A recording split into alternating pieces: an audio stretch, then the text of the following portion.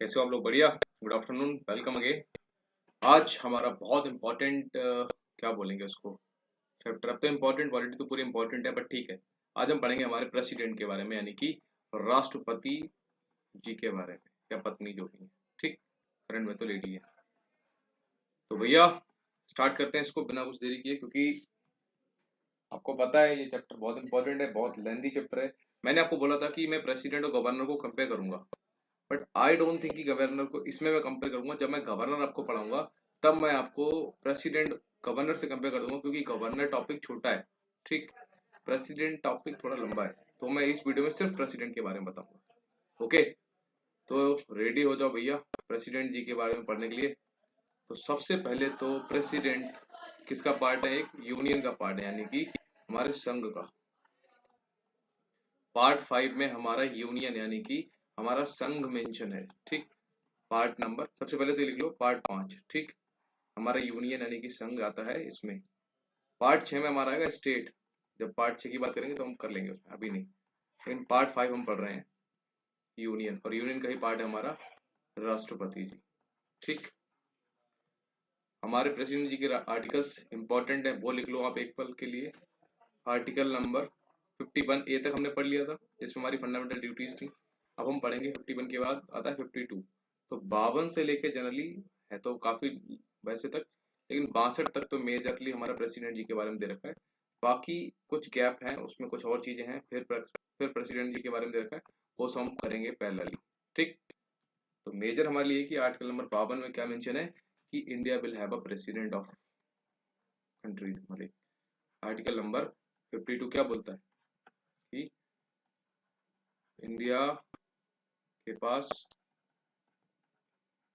President यानी कि India के पास एक राष्ट्रपति होंगे या होंगी जो संविधान के प्रमुख होंगे। ठीक सॉरी। ऐसे ही 52 के बाद 53 में क्या दे रखा है, 54 में, वो हम सब एक एक करके डिस्कस करेंगे। बट फिलहाल तो शुरू करते हैं हम एक एक करके टॉपिक। तो सबसे पहले तो आपको बता दूं हमारे जो प्रेसिडेंट जी हैं, ठीक, ये हमारी संघ की जो कार्यपालिका शक्ति है, यूनियन की जो हमारी पावर है, ठीक है, उसके नॉमिनल हेड है। ठीक, मतलब कि यूनियन के नाम पे जितने भी काम होंगे वो प्रेसिडेंट यानी कि दादी जी के नाम पे होंगे। ठप्पा किसका लगेगा? दादी जी का लगेगा। ठीक, लेकिन एक्चुअल काम कौन करेगा? पीएम एंड उनकी काउंसिल जो भी है। ठीक, मिनिस्टर्स जो भी काउंसिल है उनकी, वो करेगी। तो हमारी दादी जी यानी कि प्रेसिडेंट साहिबा नाम मात्र की है। ठीक, अब हम देखते हैं कि भैया प्रेसिडेंट जी का सबसे पहले इलेक्शन कैसे होता है, जहां से क्वेश्चन बनता है। ठीक, इलेक्शन की बात करते हैं तो सबसे पहले तो राष्ट्रपति जी का चुनाव है, जो आर्टिकल नंबर 54 में मेंशन है। 53 में हमारे उनकी पावर की बात की गई थी।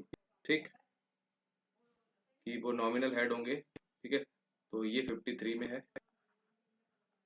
54 में उनके इलेक्शन की बात की गई है कि अगर प्रेसिडेंट होंगे तो उनका इलेक्शन कैसे होगा। ठीक, मतलब इलेक्शन की बात की गई, और इलेक्शन का जो मेथड ऑफ इलेक्शन है, इलेक्शन का जो मेथड है किस तरीके से होगा, सिंगल ट्रांसफरेबल वोट सिस्टम जो भी है, वो 55 में दे रखा है। इसके लिए हम बात करेंगे, लेकिन सबसे पहले बात करते हैं आर्टिकल 54। ठीक, तो देखो भैया इलेक्शन में आपको इधर बता देता हूँ, कहीं भी समझ ना आए मेरे को आप बता देना, आई एम श्योर आपको समझ में आएगा, टेंशन ना लो बाकी तो। तो इलेक्शन देखो, मैं आपको अगर बताऊं तो अगर आपको प्रेसिडेंट बनना है तो सबसे पहले यू शुड बी, पहली जो एलिजिबिलिटी है वो है सिटीजन ऑफ इंडिया। ये तो सबको पता ही है, कुछ हो ना हो आप सिटीजन ऑफ इंडिया होना चाहिए। एज, यस, एज है 35 प्लस होने चाहिए आप। ठीक, इसके अलावा आपको मिनिमम 50 लोग आपको प्रपोज करें। ठीक, एंड 50 लोग ही आपका नाम दें, यानी कि अनुमोदक हो, आपको सपोर्ट करें। इलेक्शन में फाइट करेंगे ना, उसके लिए इतने लोगों का आपको सपोर्ट चाहिए। समझ गए? इसके अलावा आप लोकसभा के मेंबर बनने के लायक हो। ठीक, इसके अलावा यूनियन या स्टेट में आपके पास कोई भी ऑफिस ऑफ प्रॉफिट नहीं होना चाहिए। ऑफिस ऑफ प्रॉफिट क्या होता है? कोई भी लाभ का पद, मतलब आपके पास कोई जॉब ऐसी नहीं होनी चाहिए जो गवर्नमेंट के अंडर आप काम कर रहे हैं। ठीक है, इसमें कौन सी चीजें नहीं आती हैं? इसमें ऑलरेडी जो बंदा प्रेसिडेंट है, ठीक, वो नहीं आएगा, कोई मिनिस्टर नहीं आएगा, ठीक, कोई वाइस प्रेसिडेंट नहीं आएंगे, गवर्नर साहब नहीं आएंगे। तो ये चीजें ऑफिस ऑफ प्रॉफिट से एक्सक्लूडेड है, यानी कि इसमें मिली नहीं होती। ठीक, ये हो गया। इसके बाद जब आप इलेक्शन का फॉर्म भरने जाएंगे तो आपको 50-50 लोगों का ये सपोर्ट चाहिए। पहले आपसे कुछ रकम, कुछ मनी डिपॉजिट करवाई जाएगी। किस लिए? इलेक्शन लड़ रहे हो आप, ठीक है, मजाक नहीं है, तो उसके लिए आपको कुछ पैसा देना पड़ेगा। वो रिफंडेबल होता है एक्चुअली, लेकिन रिफंडेबल एक शर्त में होगा। टोटल जो वोट होगा ना, जो टोटल वोट पड़ेगा, उसमें अगर आपने 1/6 कर लिया, मान लो 100 वोट पड़े, या सॉरी 10 वोट पड़े, तो 10/6 जो भी होगा, इतना वोट अगर आपको मिला, तब तो आपको जो पैसा आपने जो दिया है वो आपका रिफंड हो जाएगा। अदरवाइज ये पैसा आपको आपका जब्त हो जाएगा आरबीआई के पास। समझ गए? तो कुछ तो ये चीजें हो गई। ठीक, अभी तो ये शायद अराउंड 15,000 है money, if I am not wrong. बाकी पता नहीं, कंफर्म कर लेना कितनी होगी, अपडेट भी होती रहती है। ठीक, पहली कंडीशन आपको पता लग गई। अब बात करते हैं इलेक्शन होता कैसे है, ठीक, कौन कौन पार्टिसिपेट करता है। तो भैया शुरू करते हैं, इलेक्शन का पार्टिसिपेशन वगैरह कैसे होता है। तो मान लो 4 लोग लड़ रहे हैं, तो 4 बॉलेट पेपर बनेंगे, एक, ए, बी, सी, डी। ठीक,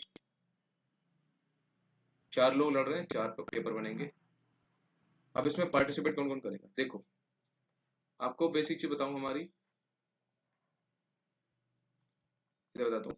हमारी पार्लियामेंट है, ठीक, उसके हाउस है, एक है हमारा लोकसभा और एक है हमारा राज्यसभा।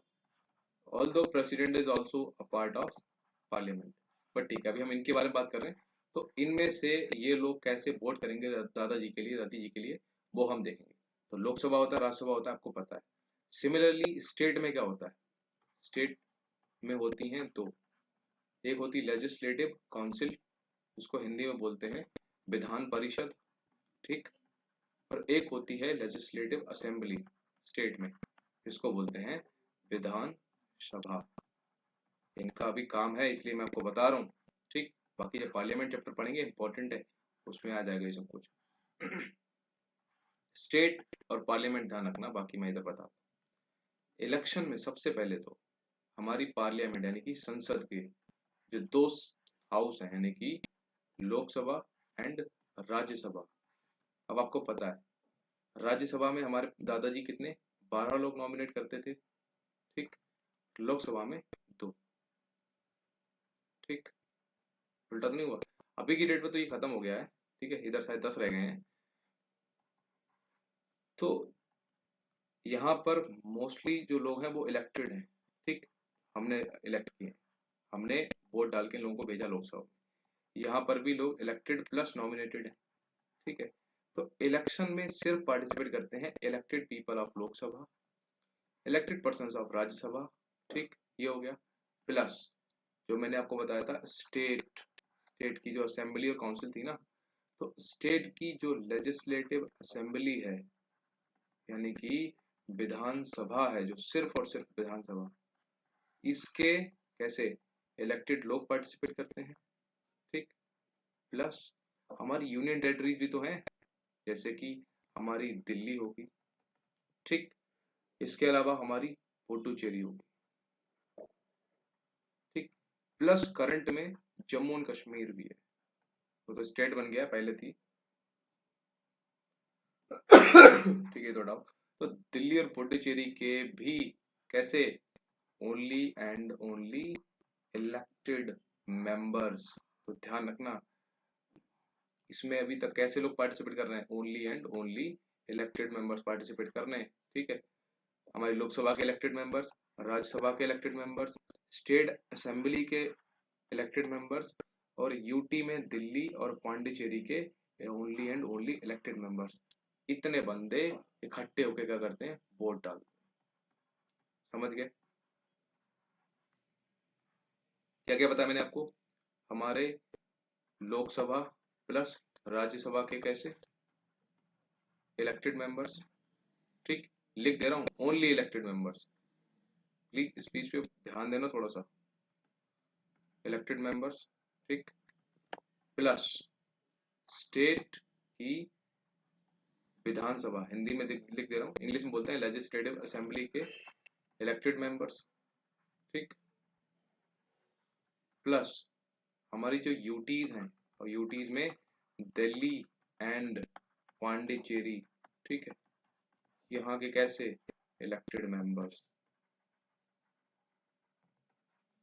इन सबसे बंदे हमारे वोट डालते हैं ये सारे लोग, ठीक, इतने लोग वोटिंग में पार्टिसिपेट करते हैं, ठीक। स्टेट, जितनी भी स्टेट्स में विधानसभा है सब में, ठीक।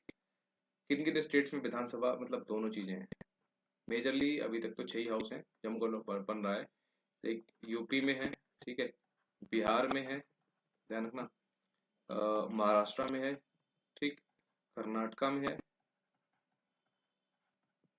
और किसमें, जस्ट अ सेकेंड, 4 हो गए, हाँ जी, आंध्रा में भी है, और जो 2014 में आंध्रा से डिफरेंट हुआ था ना, अलग हुआ था, तेलंगाना, ठीक है, इसमें। तो इन 6 स्टेट की स्टेट लेजिस्लेटिव असेंबली यानी कि राज्य की विधानसभा से लोग वोट डालते हैं हमारे दादाजी के इलेक्शन में, ठीक, समझ के? तो इतने लोगों ने वोट डाल दिया, अब क्या होगा? 4 कैंडिडेट थे, ए बी सी डी, सब लोग मिलकर वोट डालेंगे। ऐसा नहीं कि सिर्फ इसको, सिर्फ इनको या इनको या इनको, नहीं, इनको ए को मान लो 1 नंबर दे रखा है, इनको 2 नंबर, इनको 3 नंबर, इनको 4 नंबर, तो वोट हर बंदा हर बंदे को देगा, बस प्रीफरेंस डिफरेंस होगा कि मान लो राम जी जो भी हैं वो वोट दे रहे हैं, सी को प्रेफरेंस दे रहे हैं, तो बोलेंगे सी 1 नंबर पर रहेगा, ठीक। फिर मान लो डी को वो सेकंड नंबर देना चाह रहे हैं, तो 4, फिर 1, फिर 2, जो भी उनका प्रेफरेंस होगा वो प्रेफरेंस देंगे, ठीक। ऐसे ही श्याम आ गए, उन्होंने अपना वोट डाला किसको, बोला मैं तो 2 नंबर को 1 पे दे रहा हूँ, फिर 4 को, फिर 2 को, फिर सॉरी फिर 3 को, और फिर 1 को, ये सब अपना अपना प्रीफरेंस देंगे, ठीक।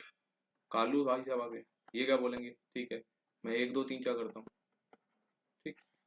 एक और आ गए रामू, उन्होंने बोल दिया 3 2 1 4 what ever it is preference, फिर यहाँ से मेजोरिटी निकाली जाएगी, ठीक है, सबके वोट जब काउंट होंगे तो मेजोरिटी निकाली जाएगी कि सबसे ज्यादा लोगों ने प्रेफरेंस किसको दिया।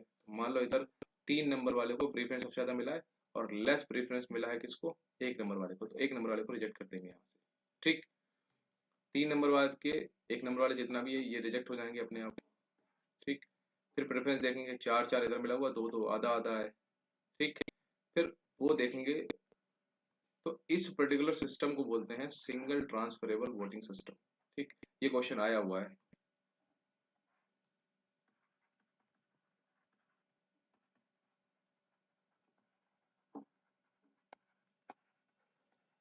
इस वोटिंग सिस्टम से हमारे दादाजी का इलेक्शन होता है, ठीक। एमपीज जो होते हैं हमारे लोकसभा राज्यसभा में, एमएलए जो हमारे होते हैं स्टेट की असेंबली और काउंसिल में, ये लोग वोट डालते हैं अपना, ठीक, समझ गए? तो यहां तक तो इतना था। अब मैं अगर आपको बताऊं, प्रेसिडेंट का जो इलेक्शन हुआ, अगर उससे रिलेटेड कोई भी पंगा आएगा, जब इलेक्शन से रिलेटेड कोई भी पंगा, मान लो इलेक्शन गलत तरीके से हुआ है, कुछ भी होगा, तो उसका जो फाइनल जजमेंट होगा, ठीक, वो कौन होगा, उसका जिम्मेदारी कौन लेगा, हमारा सुप्रीम कोर्ट, ठीक। और सुप्रीम कोर्ट का जज जो भी फैसला होगा वो फाइनल होगा, ठीक, समझ गए? राष्ट्रपति नाम मात्र का होता है, आपको पता ही है, ओनली नॉमिनल हेड होता है हमारे गवर्नमेंट का, नॉमिनल हेड होते हैं हमारे प्रेसिडेंट साहब, ठीक। और बाकी असली काम तो पीएम विद देयर काउंसिल के साथ करते हैं, ये भी आपको पता है, ठीक। ये चीज समझ गए आप? अच्छा, आप प्रेसिडेंट जी इलेक्ट हो गए, अब आती है ओथ एंड एफर्मेशन। ठीक, तो सबसे पहले तो हमारी ओथ जो मेंशन है आर्टिकल नंबर 60 में mention, if I am not wrong. ठीक, हाँ जी, आर्टिकल नंबर 60 में ओथ मेंशन है। ध्यान रखना हमारी शेड्यूल भी है, 12 शेड्यूल है ना, 12 में जो तीसरा नंबर की शेड्यूल नंबर 3 है वो बताती है ओथ एंड एफर्मेशन।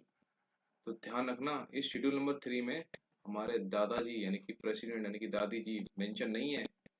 प्रेसिडेंट जी को जो ओथ दिलाएंगे वो अंडर आर्टिकल 60 आती है। ठीक, वो शेड्यूल 3 में नहीं आएंगे। और ये ओथ दिलाएगा कौन? हमारे हमारे सुप्रीम कोर्ट के जो सीजीआई होंगे ना, चीफ जस्टिस ऑफ इंडिया, वो दिलाएंगे। अगर मान लो ये एब्सेंट हैं तो हमारे जो सीनियर मोस्ट जज होंगे ना सुप्रीम कोर्ट के, वो दिलाएंगे। ठीक, तो ये तो हो गई हमारी ओथ एंड एफर्मेशन। और ओथ में क्या बोलेंगे भाई कि मैं शपथ ग्रहण करता हूँ इस बात की कि अपने पद का पालन करूंगा वगैरह वगैरह, वो सारी चीजें। ठीक, अच्छा, अभी तक हमारे 15वें प्रेसिडेंट थे कौन? कोविंद जी। अभी जो है हमारी 16th प्रेसिडेंट है। ठीक, क्या नाम है, नाम भूल गया।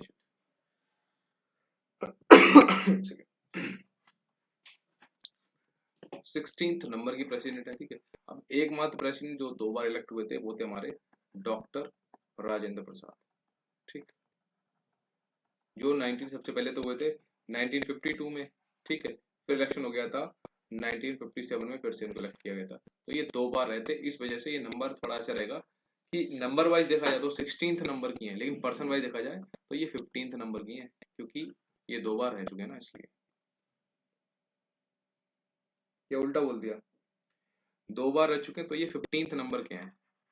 नंबर अगर सिर्फ पर्सन वाइज होगा तो ये 14th हो जाएंगे, सॉरी। हाँ, क्योंकि ये 2 बार हो गए ना, एक बार ये 52 में और 2 बार ये 57 में।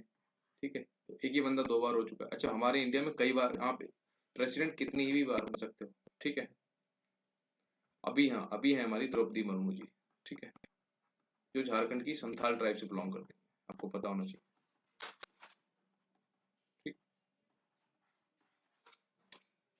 तो ये सॉरी 16th नंबर की हैं वैसे, लेकिन उस हिसाब से 15वें नंबर की। ठीक, तो ये तो इनका बात हो गया। अब हम इसके बारे में क्या बताऊं, अब देखो इलेक्शन तो हो गया हमारा, अब हमने इलेक्शन कर लिया, अब हमने क्या बताया कि कितना टाइम पीरियड होता है। तो इनका जो टेन्योर होता है वो 5 साल का होता है जनरली। ठीक, 5 साल से पहले अगर चाहें तो रेजिग्नेशन दे सकते हैं। किसको देंगे अपना रेजिग्नेशन? वाइस प्रेसिडेंट को।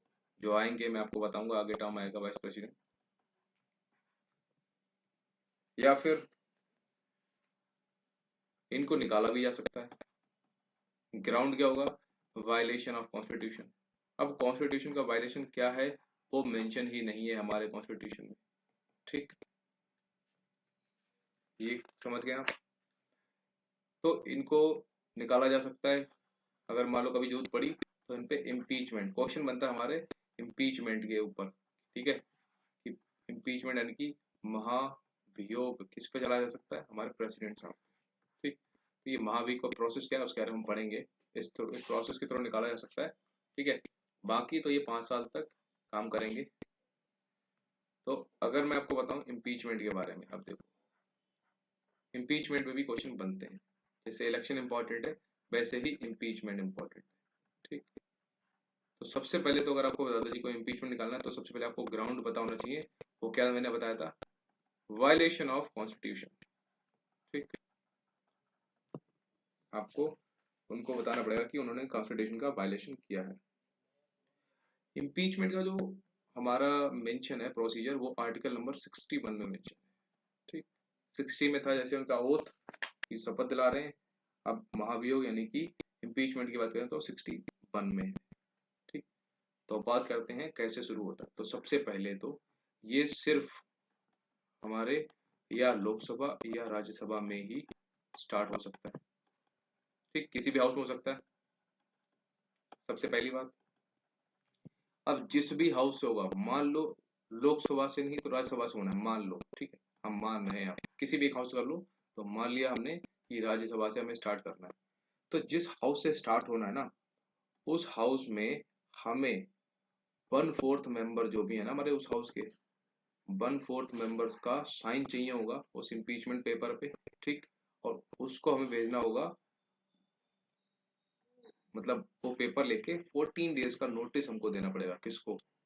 दादाजी को। क्या? दादी जी को, कि हम आपके खिलाफ इम्पीचमेंट प्रोसेस लेके आ रहे हैं। कहाँ पर? राज्यसभा में। समझ गया प्रोसेस? 1/4 मेंबर साइन करेंगे इस पे, ठीक, और 14 डेज का सबसे पहले नोटिस देना है, ठीक। फिर आपके 14 दिन हो गए। आफ्टर 14 डेज अब क्या करोगे? इम्पीचमेंट आ जाएगा आपका प्रोसेस कहाँ पे? राज्यसभा में। राज्यसभा में जैसे ही आएगा, राज्यसभा में 2/3 मेंबर, 2/3 वोटिंग चाहिए हमें, स्पेशल मेजोरिटीज को बोलते हैं। 2/3 से पास कराना है अपने उस बिल को, ठीक। राज्यसभा से जब पास होगा, मतलब एक हाउस से पास हो गया, फिर चला जाएगा दूसरे हाउस में। दूसरा हाउस क्या है? लोकसभा। यहाँ भी 2/3 मेजोरिटी से पास होना चाहिए। बट ध्यान रखना, पहले हाउस में दादाजी या दादी जी नहीं बोल सकते, अपना पॉइंट नहीं रख सकते, लेकिन जो सेकंड हाउस होता है ना, यहाँ पर दादी जी आ सकते हैं और अपना पॉइंट रख सकते हैं कि भैया जो उनके ऊपर जो केस हुआ है वो है या नहीं है, ठीक। केस रखा, मान लो गलत रख दिया, what ever it is, proof नहीं हुआ, और सेकंड हाउस से भी 2/3 मेजोरिटी से पास हो गया। तो जैसे ये पास हो गया ना भाई साहब, उसी टाइम पे दादी जी रिजाइन कर देंगी या फिर उनको उनका पद खाली हो जाएगा, ठीक। इम्पीचमेंट प्रोसेस कंप्लीट हो जाएगा, ठीक। ध्यान रखना। अब बात आती है कि इम्पीचमेंट में पार्टिसिपेट कौन करता है। ये ध्यान वाला इंपॉर्टेंट, बहुत बहुत इंपॉर्टेंट है। इम्पीचमेंट यानी कि महाभियोग में पार्टिसिपेट कौन करता है और कौन नहीं करता है। तो देखो, इधर हमने बात किया था उनका इलेक्शन का। इलेक्शन में किसने पार्टिसिपेट किया था? लोकसभा प्लस राज्यसभा के इलेक्टेड मेंबर्स, ठीक, प्लस स्टेट की लेजिस्लेटिव असेंबली के इलेक्टेड मेंबर्स, प्लस यूटी कहाँ कहाँ की? दिल्ली प्लस पांडिचेरी, ये थी ना, बस। इलेक्टेड मेंबर्स यहाँ के भी थे। अब देखो, इम्पीचमेंट में ना ध्यान रखना, ओनली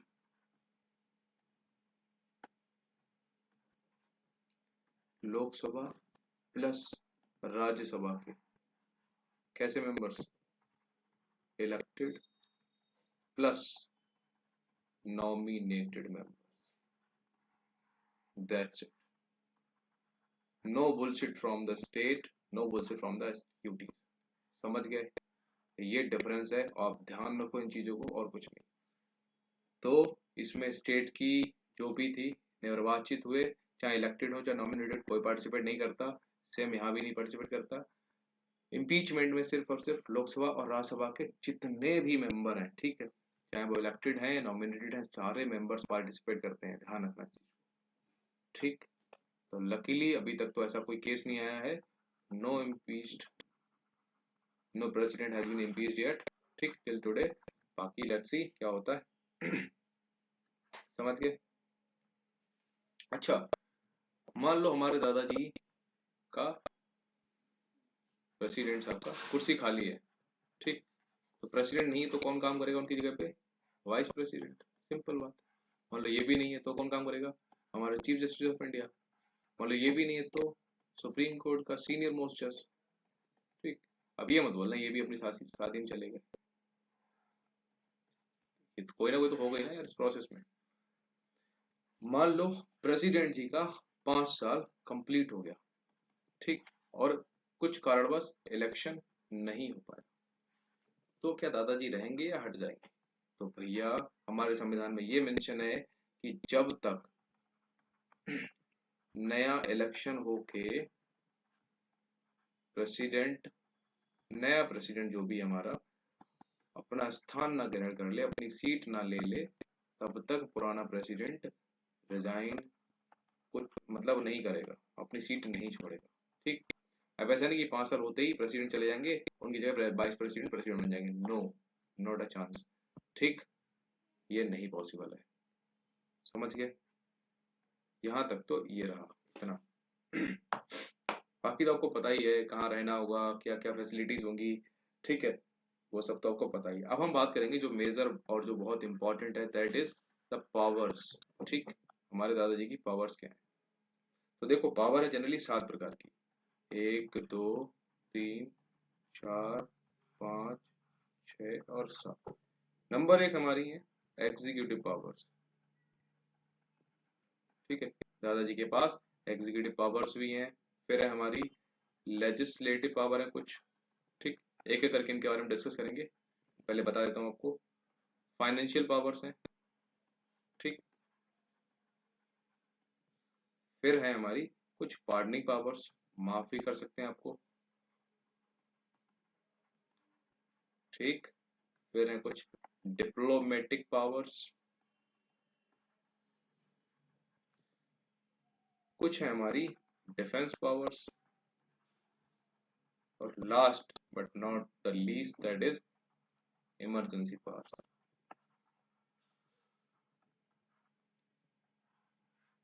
ठीक, कुछ पावर्स को मैं इस वीडियो में बताऊं क्योंकि ऑलरेडी वीडियो 25 मिनट्स की समथिंग हो चुकी है। कुछ को मैं नेक्स्ट वीडियो में बताऊंगा। ठीक, बाकी देखते हैं कौन कौन से हम बता पाते हैं इसमें। तो भैया एक एक करके शुरू करते हैं, ये सारी लिख लेना आप। ठीक है, तो नंबर 1 हम बात करते हैं एग्जीक्यूटिव पावर्स की, क्या क्या है एग्जीक्यूटिव पावर्स हमारे हमारी दादी जी की। ठीक, तो नंबर 1, इंडियन गवर्नमेंट के जितने भी काम होंगे किसके नाम पे होंगे? नाम आएगा हमारी दादी जी का। ठीक, दूसरा, हमारी प्रेसिडेंट साहिबा नियम बना सकती हैं ताकि उनके नाम पर जो भी दिए जाने वाले आदेश हैं वो सारे वैलिड होंगे। ठीक है, उनके नाम के जितने भी ऑर्डर पास होंगे वो वैलिड होंगे, ये कानून बना सकती हैं। ये पावर है हमारी दादी जी के पास। अभी दादी जी हैं तो उनके बारे में बात करेंगे। ठीक है, हमारी प्रेसिडेंट साहिबा। तीसरे नंबर क्या है?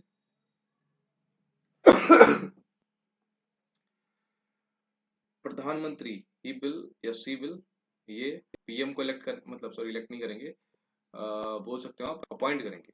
ठीक, और पीएम को अपॉइंट कर लिया और इनकी ही क्या एडवाइस पे अदर मिनिस्टर्स को अपॉइंट करेंगे। ठीक है, ठीक, ये हो गया इनकी पावर। पीएम को अपॉइंट कौन करता है? प्रेसिडेंट साहब। ठीक, और प्रेसिडेंट साहब ही पीएम की एड एंड एडवाइस पर अदर मिनिस्टर्स को अपॉइंट करती हैं। ठीक, समझ गए? और उनको ओथ भी दिलाती हैं, ओथ एंड अफर्मेशन। ठीक, हमारी प्रेसिडेंट साहिबा CAG controller and auditor general of India उसका अपॉइंटमेंट करती हैं। हमारे एजीआई का अपॉइंटमेंट भी करती हैं। सबसे बड़ी बात भैया, हम जो एग्जाम के लिए जो खून पसीना कर रहे हैं यूपीएससी, इसके जो मेंबर्स हैं, स्पेशली हमारे जो लाइक यूपीएससी मेंबर्स हो गए, या फिर हमारे इलेक्शन कमीशन जो है हमारा, ठीक है, इलेक्शन कमीशन ऑफ इंडिया, इसके मेंबर्स। ठीक, इन सबका इलेक्शन, इसके अलावा स्टेट के गवर्नर्स, सॉरी इलेक्शन बोल रहा हूँ, अपॉइंटमेंट। ठीक, स्टेट के गवर्नर्स का अपॉइंटमेंट, फाइनेंस कमीशन, जो इम्पोर्टेंट कमीशन है। ठीक है, इन सबका जो अपॉइंटमेंट है वो हमारे प्रेसिडेंट साहिबा ही करेंगे। ठीक, इनके मेंबर्स और इनके चीफ का अपॉइंटमेंट। समझ गए? प्रेसिडेंट के पास इतनी पावर है कि वो पीएम से बोल सकते हैं कि जो भी उन्होंने काम किया है उनके बारे में, यानी कि प्रेसिडेंट को इंफॉर्मेशन पीएम देंगे। और कहाँ की इंफॉर्मेशन? संसद की, स्पेशली लोकसभा या फिर उनकी मिनिस्ट्री ने क्या काम किया है, ये जानकारी पीएम देंगे। किसको? प्रेसिडेंट जी को, यहाँ से लेंगे। ठीक है, इसके अलावा मैं बताऊं, प्रेसिडेंट जो हमारा प्रधानमंत्री से किसी भी ऐसे निर्णय के लिए बोल सकते हैं ना जो किसी मिनिस्टर द्वारा लिया गया है। प्रेसिडेंट जी मान लो पीएम साहब लोकसभा में बैठे कोई अपने मिनिस्टर से नाराज है, ठीक, मिनिस्टर कोई अच्छी बात कहना चाह रहे हैं मिनिस्टर, लेकिन पीएम साहब नाराज हैं तो उनकी बात नहीं सुनेंगे, तो मिनिस्टर साहब जाएंगे इनके पास, प्रेसिडेंट के पास कि सर मैडम जी ये मेरी बात नहीं सुन रहे हैं, कृपया इनको बताओ मेरी बात ठीक है, मेरे से नाराज है। तो प्रेसिडेंट साहब इनके पास जाएंगे, इनको बोलेंगे कि इसकी बात सुनो, अच्छी बात है। तो ये पावर भी हमारे प्रेसिडेंट जी के पास कि वो पीएम को बोल सकते हैं कि ठीक है, किसी मिनिस्टर की बात को माना नहीं जा रहा है, तो जो भी है अनुमोदन कर सकते हैं, ठीक। इसके अलावा आपने सुना होगा SC ST OBC कमीशन, ठीक, इन सब कमीशन का अपॉइंटमेंट कौन करते हैं, हमारे दादाजी या दादी जी, ठीक। इसके अलावा सेंट्रल स्टेट रिलेशन की बात की जाए तो जब भी कुछ पंगा आता है सेंट्रल स्टेट के रिगार्डिंग तो दादाजी काम में आते हैं, दादी जी, ठीक। यूटीज आपने सुना होगा, यूटीज हमारी जो यूनियन टेरिटरीज होती हैं, इन पे डायरेक्टली या इनडायरेक्टली, डायरेक्टली या फिर इनके द्वारा अपॉइंटेड जो भी होंगे, आपने सुना होगा लेफ्टिनेंट गवर्नर वगैरह जो हमारे दिल्ली वगैरह में होते हैं स्टेट यूनियन टेरिटरीज में, इनके थ्रू डायरेक्टली हेड करते हैं यूटीज को, ठीक। इसके अलावा हमारी दादी जी के पास एक और पावर है कि किसी भी एरिया को, कोई भी ऐसा एरिया है जहाँ पे लोग अपने कल्चर को बचा के रखना चाह रहे हैं, तो किसी भी एरिया को अनुसूचित क्षेत्र यानी कि शेड्यूल एरिया घोषित कर सकते हैं, ठीक। और उस एरिया में हो सकता है आपको जाना अलाउ भी ना हो, तो यू वहां पे you can not say article 19 का आपका वायलेशन हो रहा है, नो। तो for the sake and safety and security of that particular region, वहाँ के लोगों का कल्चर, ठीक है, वहाँ के लोगों की जो लैंग्वेज है वो सब प्रिजर्व करने के लिए हो सकता है वो किसी एरिया को शेड्यूल एरिया डिक्लेयर करते हैं, तो वहाँ पे जाना अलाउड नहीं होगा, ठीक। जैसे अंडमान निकोबार आपने सुना ही होगा, वहाँ पे बहुत बहुत सारी ऐसी जगह जहाँ पे आप नहीं आ सकते वगैरह वगैरह। तो ये तो हो गई हमारे प्रेसिडेंट जी की एग्जीक्यूटिव पावर्स, ठीक। नेक्स्ट अब हम बात करेंगे उनकी लेजिस्लेटिव पावर्स के बारे में। चलो भैया नंबर 2 पे है लेजिस्लेटिव पावर्स, उसके बारे में देख लेते हैं। ये होगी लेजिस्लेटिव पावर्स की बात करते हैं। लिखते रहना और सुनते रहना, कई बारी आपको डायरेक्टली क्लिक कर जाएगा, ठीक। लेजिस्लेटिव पावर्स में क्या है इनका कि हमारी पार्लियामेंट है, संसद यानी कि नंबर 1, संसद की बैठक यानी कि सेटिंग को बुला सकते हैं वो, ठीक है, बुला लिया कि भैया आ जाओ चलो बैठ के वार्तालाप करते हैं, बिल बनाते कुछ काम कर लेते हैं, संसद की सेटिंग्स को बुला सकते हैं या उसको स्थगित यानी कि एडजस्ट कर सकते हैं, यानी कि उसको एंड कर सकते हैं, एंड नहीं बोलेंगे उसको, स्थगित कर सकते हैं, स्थगित को क्या ही बोलेंगे इंग्लिश में याद नहीं आ रहा, स्थगित कर सकते हैं, ठीक, रोक सकते हैं या फिर लोकसभा को डिसॉल्व हो सकते हैं।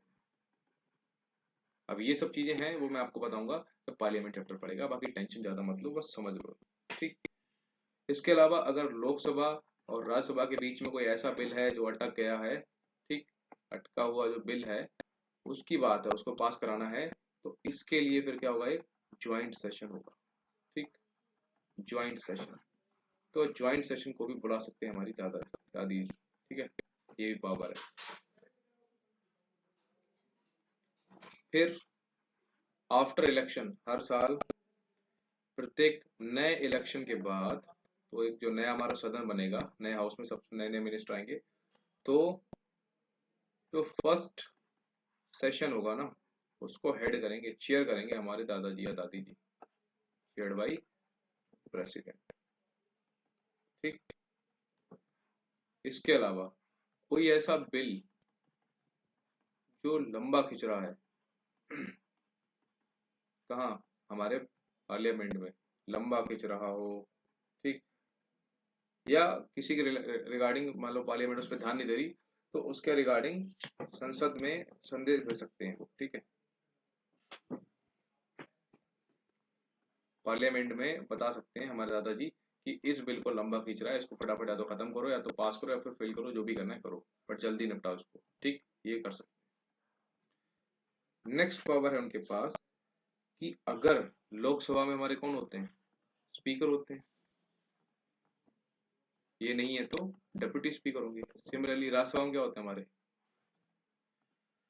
वाइस प्रेसिडेंट, ठीक, इसको बोलते हैं सभापति या डेप्यूटी डेप्यूटी प्रेसिडेंट, से कुछ पद नहीं होता, उप सभापति इनको बोलेंगे ना, ठीक, सभापति उप सभापति, राज्यसभा में ये होते हैं, लोकसभा में ये होते हैं, ठीक है।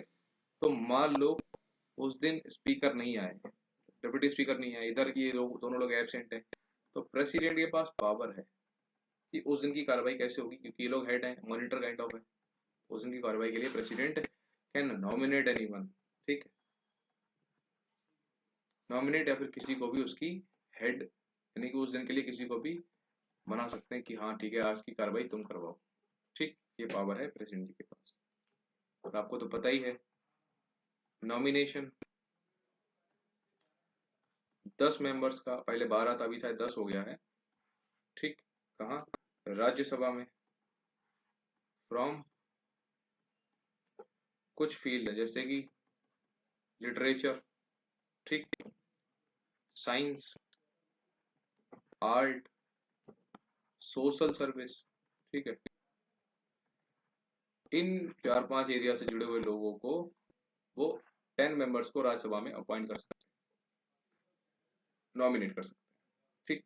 जो एंग्लो इंडियन कम्युनिटी के थे वो वाली पावर अब खत्म हो गई है, जो 2 मेंबर्स को लोकसभा में जो एंग्लो इंडियन कम्युनिटी के थे वो खत्म हो गई है, ठीक है। तो नेक्स्ट पावर की बात करेंगे, दैट इज की जैसे इलेक्शन कमीशन है हमारा, वो हमारा इलेक्शन कराता है हमारे पार्लियामेंट में जितने मेंबर्स का है, ठीक है। तो अगर मिनिस्टर की किसी मिनिस्टर के इलेक्शन पे क्वेश्चन उठता है, ठीक, अगर क्वेश्चन उठता है तो दादाजी इलेक्शन कमीशन से बात करेंगे और बताएंगे कि वो इलेक्शन वैलिड है या इनवैलिड है, ठीक, उस पर बात रिप्लाई हमारे दादाजी देते। अब कुछ ऐसे बिल हैं जिसके लिए हमारे प्रेसिडेंट की प्री अप्रूवल चाहिए होती है, प्री अप्रूवल चाहिए होती है, ठीक,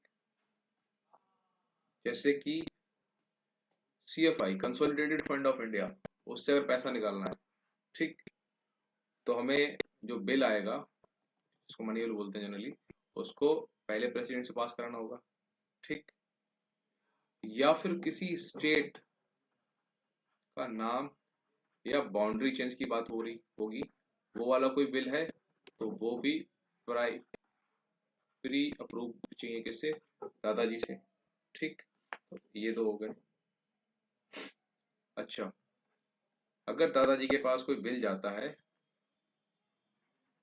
बिल मान लो दोनों हाउस से पास हो गया और उसके बाद दादाजी के पास गया, तो दादाजी के पास 3-4 ऑप्शन होते हैं, पहला या तो वो उसको पास करते हैं, ठीक, या उसको वो रिजेक्ट करते हैं, ठीक, या पास करते हैं या रिजेक्ट करते हैं या फिर रिकंसिडरेशन के लिए वापस कर दें, रिटर्न टू द हाउस, जो भी हाउस है, ठीक। इन केस अगर वो हाउस जो रिटर्न हुआ है वो बिल दोबारा आ जाता है दादाजी के पास, तो इस बार दादाजी बाउंडेड हैं क्या, उसको अप्रूव करने के लिए, ठीक, समझ गए। स्टेट में कुछ होता है, स्टेट में क्या होता है, स्टेट में भी बिल होते हैं। अब जैसे यूनियन में तो हमारे हैं, यूनियन मतलब हमारे उस पे लेवल पे, पार्लियामेंट लेवल पे हमारे दादाजी प्रेसिडेंट हेड है, ठीक, यूनियन के हेड है प्रेसिडेंट।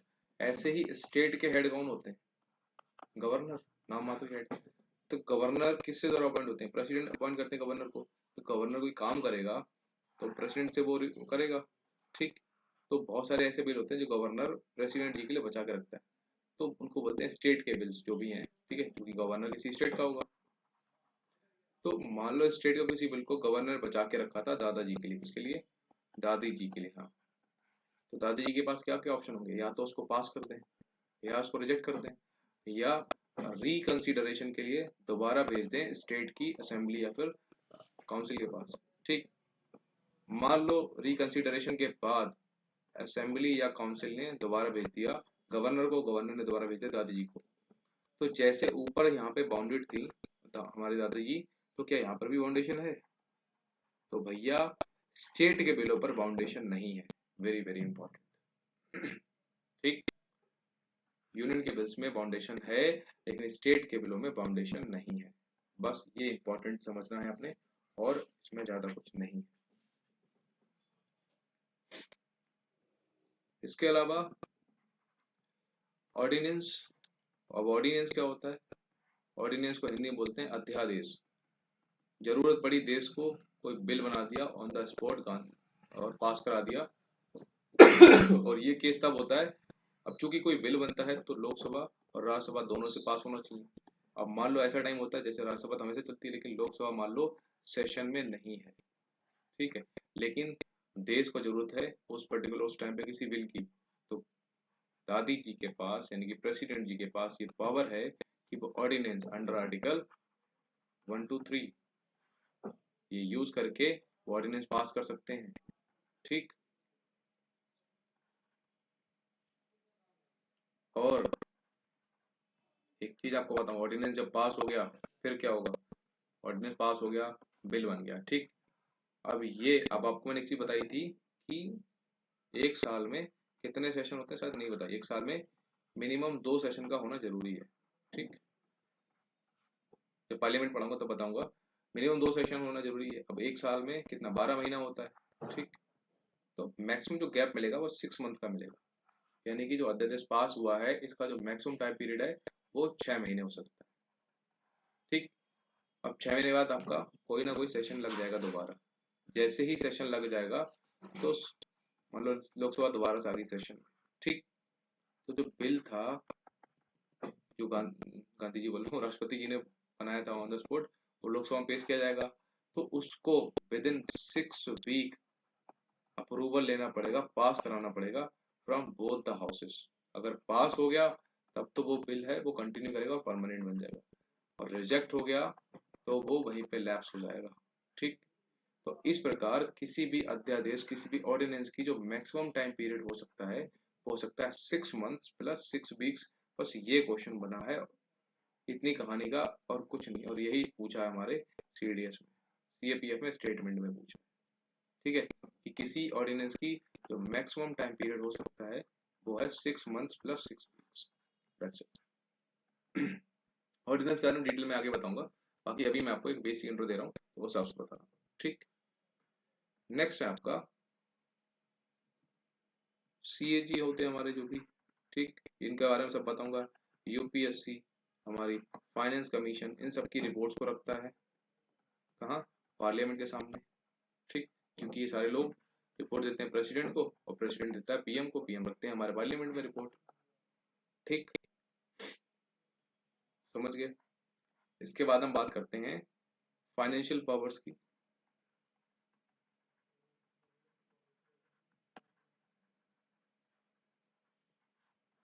फाइनेंशियल पावर्स की बात करते हैं तो मनी बिल जो होता है हमारा, मनी बिल जो अंडर आर्टिकल 110 में आता है, ठीक, ध्यान रखना। तो मनी बिल जब भी आएगा तो वो प्री अप्रूव्ड होगा, किससे? हमारी दादी जी से, यानी कि प्रेसिडेंट साहब, ठीक। प्री अप्रूव्ड होने के बाद ही वो लोकसभा में जाएगा, ध्यान रखना, सिर्फ लोकसभा में जाता है, राज्यसभा में नहीं जाता है, ठीक। इसके अलावा एक हमारा एनुअल फाइनेंशियल बजट होता है, एनुअल जो हमारा बजट होता है उसको पूरा नाम है एनुअल फाइनेंशियल बजट। ये जो पार्लियामेंट के सामने प्रस्तुत किया जाता है वो रखते हैं हमारी दादी जी यानी कि हमारे प्रेसिडेंट, ठीक। हमें कौन दिखाता है बजट के बारे में? फाइनेंस मिनिस्टर, ठीक है। तो पार्लियामेंट में पहुंच जाएगा, उसके बाद डिस्कशन होगा, फिर बजट हमारा पेश होगा फाइनेंस मिनिस्टर के द्वारा, ठीक। अब हमारी consolidated fund of India, 2-3 course हमारे, ठीक है। अब उनसे पैसा निकालना है तो उसके लिए हमें कमीशन चाहिए, मतलब कि सॉरी कमीशन बोलो, हमें ग्रांट यानी कि अप्रूवल चाहिए, वो दादी दादी जी से मिलेगा। अब जब मैं आपको ये पढ़ाऊंगा ना फाइनेंस के बारे में तब मैं आपको तब बताऊंगा, अभी ज़्यादा डेटा मत पढ़ो। तो जब भी आप बस इतना पढ़ लो कि अगर हमें जो गवर्नमेंट का जहाँ पे पैसा इकट्ठा होता है, अगर उस कहीं से भी एक सिक्का भी निकालना है ना उसके लिए हमें बजट, मतलब सॉरी बजट बोलो, बिल एक पास कराना पड़ेगा, कहाँ से? पार्लियामेंट से, और पार्लियामेंट से पहले वो अप्रूवल किससे होना चाहिए? दादी जी से, बस इतना है। ठीक। इमरजेंसी फंड ऑफ इंडिया, वहां से भी बात की जाएगी, उसके बारे में पढ़ेंगे, ठीक है। फाइनेंस कमीशन मैं आपको बता ही चुका हूँ। फाइनेंस कमीशन को अपॉइंट करता है फॉर 5 ईयर्स, उसका टाइम पीरियड होता है। जब मैं पढ़ाऊंगा फाइनेंस कमीशन अलग अलग, तब बात करूंगा। तो किस लिए? कि सेंटर और स्टेट में डिस्ट्रीब्यूशन हो, किस चीज का? पैसे का डिस्ट्रीब्यूशन को लेके ये सब बात की जाती है। ठीक। अभी तक हमने पढ़ ली हमारी 3 पावर्स के बारे में। लेजिस्लेटिव हो गई हमारी, ठीक। हमारी लेजिस्लेटिव फाइनेंशियल पावर्स हो गई, एग्जीक्यूटिव लेजिस्लेटिव फाइनेंशियल, ये 3 खत्म हो गई। अब हम पार्डनिंग, डिप्लोमेटिक, डिफेंस और इमरजेंसी पावर्स नेक्स्ट वीडियो में करते हैं। ये वीडियो 45 मिनट, सॉरी यार हो गई लंबी, चलो कोई नहीं, शाम वाली क्लास में मिलते हैं। आई एम श्योर इंटरेस्टिंग लग रहा होगा। अगर मेरी स्पीड ज्यादा है तो प्लीज मेरे को बताना, but I think basic speed है।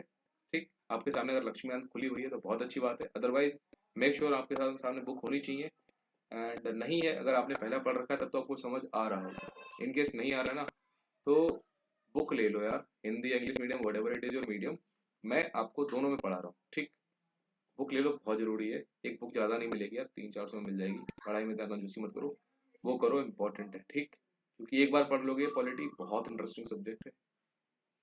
अब मैं तो पढ़ा दे रहा हूँ, मुझे तो समझ आ रहा है क्योंकि मैंने पढ़ा हुआ है, बट आप लोगों को हो सकता नहीं समझ में आए यार, कोई नहीं। अगर बहुत ज्यादा समझ नहीं आ रहा तो मेरे को आप बताना, मैं कुछ करूंगा। ठीक। तो इसको करो, बाकी मिलते हैं नेक्स्ट वीडियो में, तब तक के लिए good night and see you in the next video evening.